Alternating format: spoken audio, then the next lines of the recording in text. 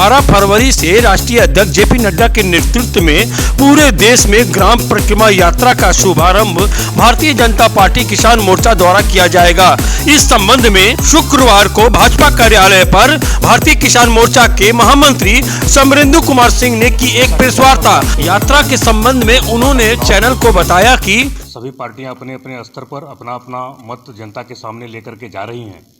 इसी क्रम में भारतीय जनता पार्टी किसान मोर्चा पूरे देश के अंदर हर गांव के अंदर जाकर के ग्राम परिक्रमा यात्रा और चौपाल का कार्यक्रम करने वाली है, जिसका शुभारंभ 12 तारीख को एनसीआर में भारतीय जनता पार्टी के राष्ट्रीय अध्यक्ष श्रीमान जेपी नड्डा जी और किसान मोर्चे के राष्ट्रीय अध्यक्ष आदरणीय राजकुमार चाहर जी के नेतृत्व में होना है। हम सब भी गोरखपुर महानगर के अंदर उस कार्यक्रम का 12 तारीख को ही शुभारंभ करेंगे। सबसे पहले तो उस कार्यक्रम का लाइव प्रसारण लोगों को दिखलाएंगे, कार्यकर्ताओं को। उसके बाद उस कार्यक्रम का हम लोग भी यहाँ गोरखपुर में उद्घाटन कर देंगे और गांव-गांव में जाएंगे। गांव-गांव में जाने के लिए भारतीय जनता पार्टी किसान मोर्चा ने एक 8 सदस्यीय समिति बनाई है जिला इकाई में, जिसके चेयरमैन हमारे किसान मोर्चे के महानगर अध्यक्ष आदरणीय सुरेंद्र चौबे जी हैं।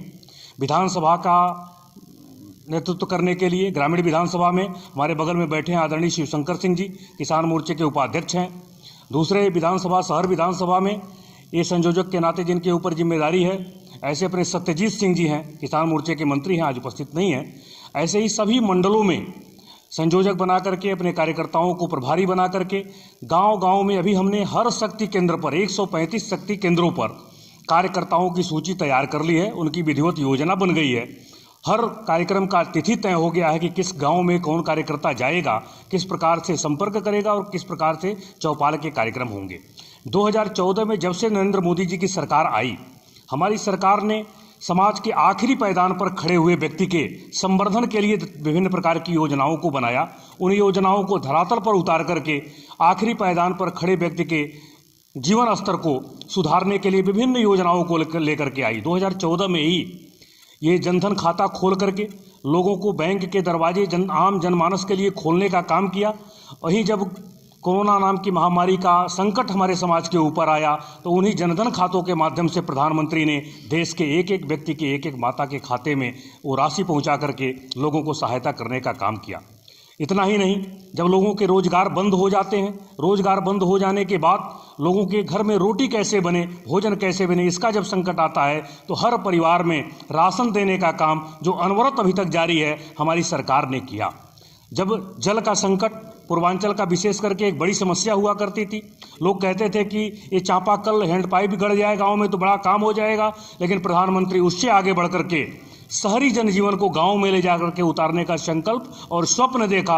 हर घर नल और हर घर नल से जल योजना को लागू करके देश के अधिकाधिक गांव में नल से जल देने का काम किया है। इन सब योजनाओं को लेकर के हम सब जाएंगे गांव में और गांव के लोगों से आग्रह करेंगे कि एक बार पुनः 2024 के चुनाव में तीसरी बार नरेंद्र मोदी को देश का प्रधानमंत्री बनाने के लिए भारतीय जनता पार्टी के कमल के फूल वाले निशान के सामने की बटन दबा करके बड़े बहुमत के साथ हमारे सभी प्रत्याशियों को विजयी बना करके भेजें। भारतीय जनता पार्टी पूरे उत्तर प्रदेश की 80 सीटें जीतने जा रही है, इसमें किसी को कोई संशय नहीं है। लेकिन भारतीय जनता पार्टी का लक्ष्य इस चुनाव में यह है कि एक एक लोकसभा की सीट को हम 5 लाख से अधिक अंतर से जीतने का लक्ष्य लेकर के, एक विशाल लक्ष्य लेकर के चुनाव में जनता के सामने जाएंगे। चौधरी चरण सिंह जी को किसानों का मसीहा कहा जाता है, उनको प्रधानमंत्री जी ने ऐलान किया है भारत रत्न के लिए, कितनी खुशी है और क्या खुशी है? ये चौधरी चरण सिंह जी का नहीं, एक एक किसान और एक किसान के बेटे का सम्मान है। जब किसानों के लिए कोई सरकार करती है तो जैसा कि हम सब जानते हैं, चौधरी चरण सिंह जी को भारत रत्न देने का ऐलान किया है और इसके पहले आदरणीय धनखड़ जी को, जो एक किसान के पुत्र हैं, उनको भी सम्मान देने का काम अगर किसी ने किया तो हमारी भारतीय जनता पार्टी की सरकार ने किया। कितने गांव चिन्हित किए गए हैं? अभी हमारे जो महानगर की इकाई है, महानगर की इकाई में कुल 72 गांव आते हैं हमारे यहाँ जो संरचना में है, तो उन 72 गांवों को हमने चिन्हित किया है और शहरी क्षेत्र के 80 वार्डों को भी हमने चिन्हित किया है कि इस योजना को लेकर के हम सब जाएंगे। एक तरफ भारत रत्न दिया जा रहा है चौधरी चरण सिंह जी को और वहीं दूसरी तरफ नोएडा में किसान धरने में बैठे हुए हैं, तो इसका क्या मतलब है कि किसानों के लिए कुछ नहीं किया जा रहा, उनको मुआवजा सरकार का? नहीं, ये जो आप कह रहे हैं ये प्रश्न कहीं ना कहीं ये सच्चाई से परे है। किसान बैठे हैं, किसान किस रूप में बैठे हैं हम सब लोग जानते हैं। राजनीतिक रूप से उनको किस प्रकार से बरगलाने का काम किया जा रहा है। किसानों के संवर्धन के लिए जो काम हमारी सरकारों ने किया है, चाहे नरेंद्र मोदी जी की केंद्र की सरकार ने, चाहे उत्तर प्रदेश में पूज्य योगी आदित्यनाथ जी की सरकार में, अभी किसान क्रेडिट कार्ड के माध्यम से जब किसानों को सुलभ ऋण उपलब्ध कराने की बात होती है तो इस सरकार ने उपलब्ध कराया है कि बहुत कम कागजी कार्रवाई के आधार पर किसान क्रेडिट कार्ड बन जा रहे हैं और किसानों को जब आवश्यकता होती है तो उनके खेती के कार्य के लिए ऋण उपलब्ध होते हैं। इतना ही नहीं, किसान सम्मान निधि के माध्यम से भारतीय लोकतंत्र के इतिहास में पहली बार ऐसा हुआ है कि किसी सरकार ने किसानों के खाते में डायरेक्ट उनको बेनिफिट पहुंचाने का काम किया है।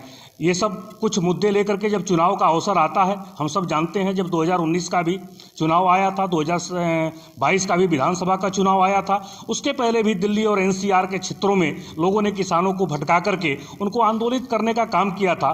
वो छद्म जो किसान आंदोलन है उससे देश की जनता पे कोई फर्क नहीं पड़ता। आप जानिए, जिस किसान आंदोलन का नेतृत्व चौधरी जी कर रहे थे वो उनकी अपनी विधानसभा के अंदर उनका सुपड़ा साफ हो जाता है। उनको अपनी जमानत बचाने के लिए भी वोट नहीं करते हैं किसान। उसकी सच्चाई क्या है ये हम सब जानते हैं। किसान पूरी तरह से मोदी जी को चुनने के लिए तैयार बैठा हुआ।